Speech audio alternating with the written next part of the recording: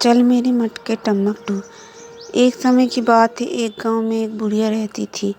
वह अकेली रहती थी, लेकिन उसकी एक बेटी थी जो शहर में रहती थी। बुढ़िया की बेटी ने एक दिन अपनी माँ को कुछ समय के लिए अपने पास शहर में आने का निमंत्रण दिया। बुढ़िया ने सोचा, कितने दिनों से मैं अपनी बेटी से नहीं मिली हूँ, अब उससे मिलने का मौका मिला है। बुढ़िया बहुत खुश हुई और अपनी बेटी के लिए तरह तरह के पकवान बनाए। उसने बेटी के लिए कई उपहार भी इकट्ठा किए और शहर के लिए निकल पड़ी। शहर जाने का रास्ता लंबा और कठिन था। गांव से शहर जाने के बीच में एक घना जंगल था, जिसमें कई खतरनाक जानवर रहते थे।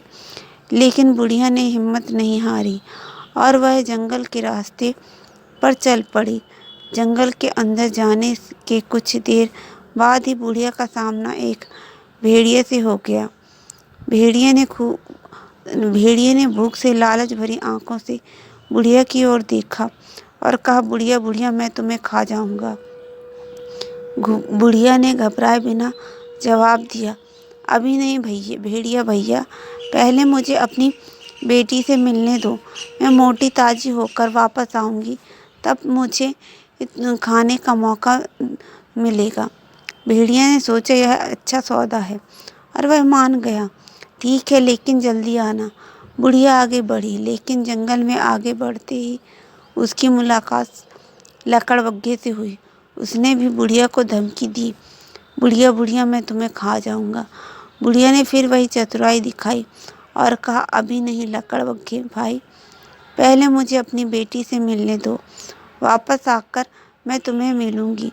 लकड़बग्घे ने भी उसे जाने दिया, लेकिन जल्दी उसने लौटने की हिदायत दी। आगे चलकर बुढ़िया का सामना लोमड़ी, भालू और आखिर में शेर से भी हुआ।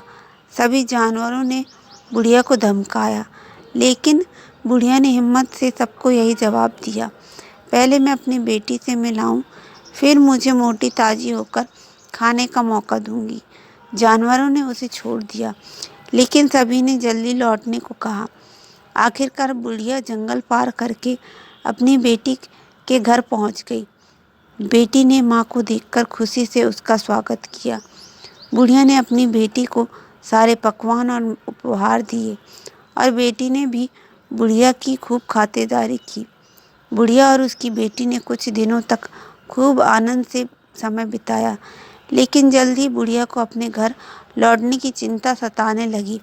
वह उदास हो गई, क्योंकि उसे याद आया कि वापसी में उसे उन खतरनाक जानवरों का सामना करना पड़ेगा जो उसे खा जाने की धमकी दे चुके थे। बुढ़िया की चिंता देख उसकी बेटी ने पूछा, माँ, आप इतनी परेशान क्यों हो? बुढ़िया ने उसे जंगलों के जानवरों के बारे में सारी बात बता दी। बेटी ने माँ की चिंता सुनी और फिर मुस्कुराते हुए कहा, माँ, आप चिंता मत करो, मेरे पास एक योजना है। बेटी ने एक बड़ा सा मटका मंगवाया।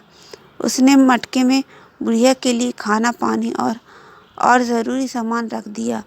फिर उसने बुढ़िया को मटके के अंदर बैठा दिया और मटके पर के मुंह पर कपड़ा बांध दिया। बेटी ने मटके को जंगल के रास्ते पर लुढ़का दिया। बुढ़िया मटके के अंदर से मटके को ढुलकाते हुए गुनगुनाती हुई, चल रे मेरे मटके टम्मकटू, चल मेरे मटके टम्मकचू। जंगल में के रास्ते में सबसे पहले भेड़िया मिला, जो बुढ़िया का इंतजार कर रहा था।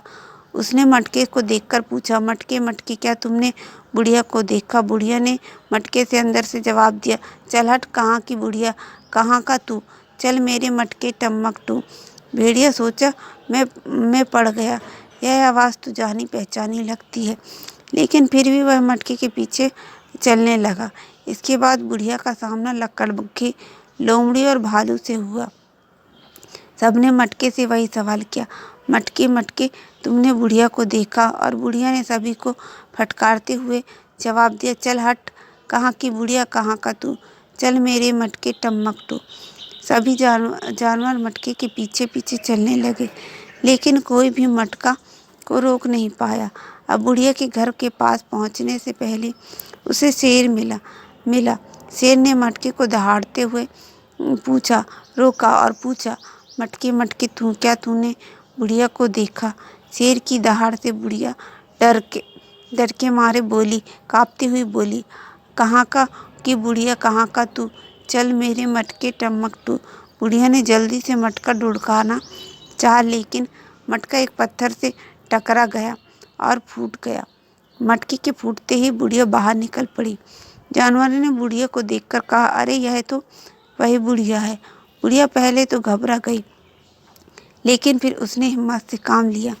उसने पास पड़े रेत के ढेर पर खड़े होकर जानवरों से कहा, अगर तुम मुझे खाना चाहते हो तो पहले मेरे पास आकर बैठ जाओ। जानवर खुश होकर बुढ़िया के पास आकर बैठ गए। बुढ़िया ने रेत के ढेर से पूरी ताकत से फूंक मारी, जिससे रेत उड़कर जानवरों की आंखों में चली गई। आंखों में रेत भरते ही जानवर दर्द से काहरने लगे और अपनी आंख मलने लगे। बुढ़िया ने मौका का फायदा उठाया और तेजी से अपने घर की ओर दौड़ी। वह घर के अंदर घुसकर दरवाजा अंदर से बंद कर लिया। जानवरों को अब कुछ भी दिखाई नहीं दे रहा था और बुढ़िया सुरक्षित घर में थी।